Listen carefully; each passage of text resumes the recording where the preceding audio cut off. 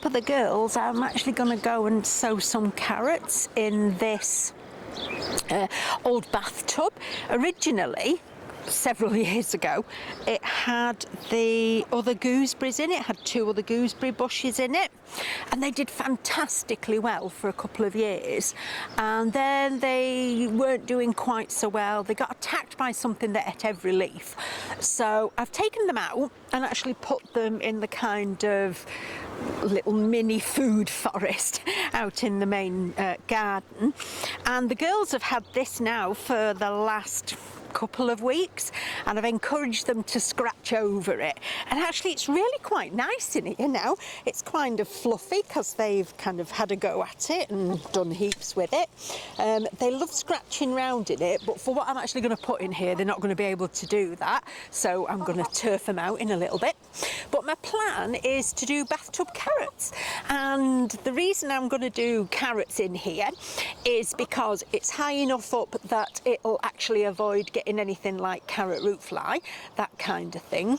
And I tend to sow thanks for that, I tend to sow pretty much just a load of carrots, and then we just eat our way through them slowly and move on to something else while I wait for another lot to grow.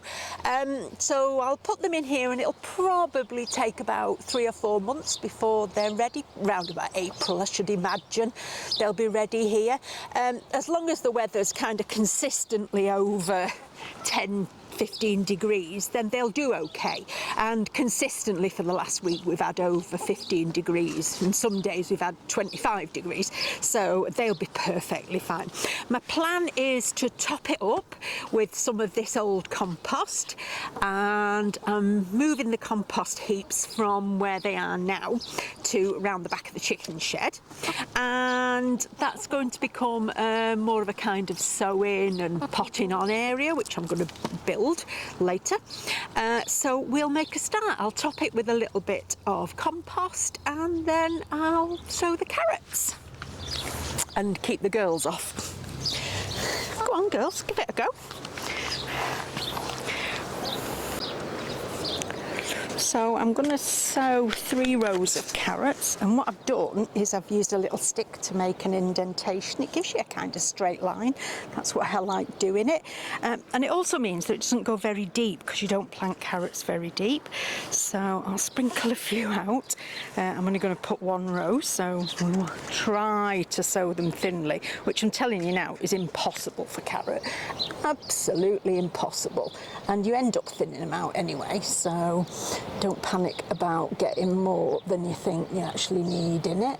In fact, you're probably better to have a few more than not enough. Weed, thank you very much.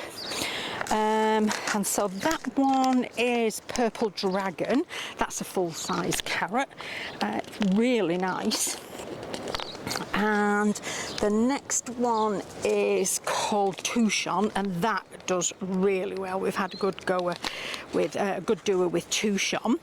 Again, it's impossible to sow it as thin as you think you need, so don't worry about it, because all I do is I let them grow on a tiny little bit, and then I harvest them, and we have them as the fancy baby carrots that you'd pay a fortune in some posh restaurant for, and just let the others grow on. So fairly thin if we can, but if you can't, don't panic about it. The seeds, there's thousands in this packet here, and I think it was about $3.50, something like that. So you could have enough carrots to last you a lifetime, if they would last that long. These ones are called Scarlet Nants, N-A-N-T-E-S. I think that's how you spell it, Nants. But it might be Nantes for all I know. And so we'll do that one nice and thin as well. They're already labelled, so I've already stuck the labels in the actual, about 20 in that one little spot there. That might be just a bit too much. It's impossible. I remember watching a guy in the UK, Steve, bless him, he was great, and he could do some really fancy kind of sewing, like by putting seeds in his hand like that and doing that somehow. I tried it once after watching him, bless him, he's no longer with us. After watching him, I made made a total cock-up of it, so we don't bother with that anymore. So the other thing that I'm going to put in the middle of these, I know they look quite close together already, but the reason I can put something in between is because these will take 3 or 4 months to grow, whereas I can put just in the centre here a couple of rows of spring onions that will be up and out and used in half that time. So what I'll do is I'm going to put in some red ones, and they're just called red bunching spring onions, no fancy name. And on this end I'm going to put some ishikura ones in. And they're those really long, white, kind of Japanesey type ones. Really nice. So I'll just sow those. So the ishikura are the ones nearest to us. Don't you hate fiddly packets when you can never actually open the flipping packet? And again, lots and lots of seeds in a packet, and you can sow them fairly thin if you want, but again, what I do is, as they come up, I take the kind of weaker ones and just use them straight away and let the others grow on a bit. No bother at all. So I'll just save those in their packet so we don't get them muddled up. And last but not least, she says, wherever where's my packet gone? So these are the red bunching ones, which I'm pretty sure I said, yeah.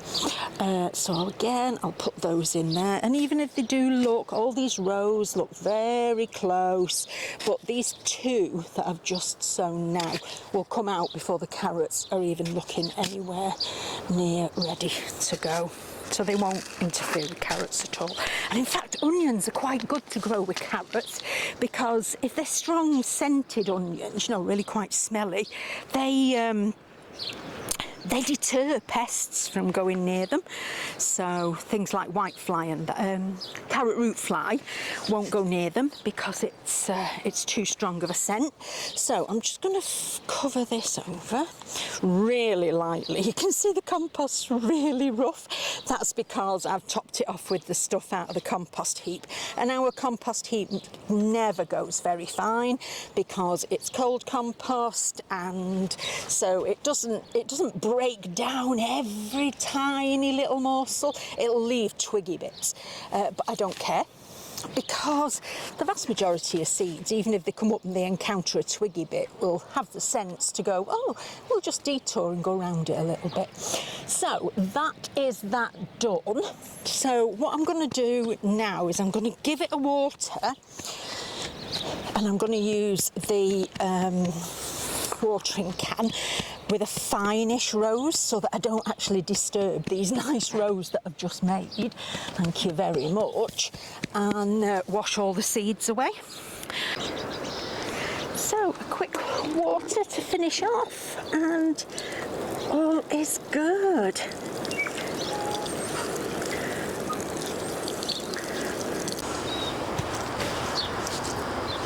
It's cauliflower time. I came out wanting to get a cauliflower for tea, and just noticed this one has decided to kind of bolt a little bit. It's trying to sprout desperately. I did fold the leaves over to keep the sun off it, which was great, but you can see he's going, and if I leave him more than another day, he will be so blown that it won't be actually enjoyable to eat. So snip him away. Quite pleased with him though. Yeah, I mean, there's some good eating on that, and the best thing is the chickens can have the leaves as well. So yeah, quite pleased with that. And we're really lucky because we've actually got a couple of others that we can eat, so feeling okay about that. This one here is a good size, and I'm not going to take him today because we're going to eat the other one, but again I'm going to fold the leaves over, and what I do is I just break them along the spine like that, just like bend them over and they snap, and what that does is it keeps the really fierce sun off them so they don't go a strange colour. They tend to go a bit purpley, I've noticed here. And his neighbour's looking pretty good as well, so I'll do the same. I'll bend over the leaves to just keep the sun off them. We have very little ozone layer here, so the sun is absolutely fierce and will make cauliflowers go a very strange colour if I'm not careful.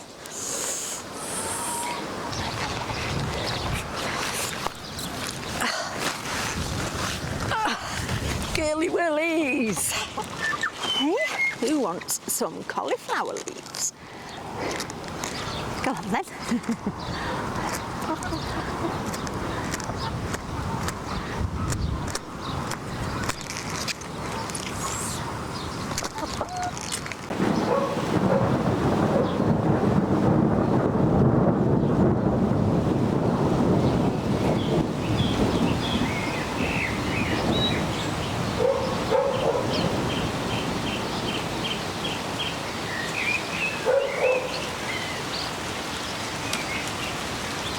The only thing to do is sit inside and look out at the rain.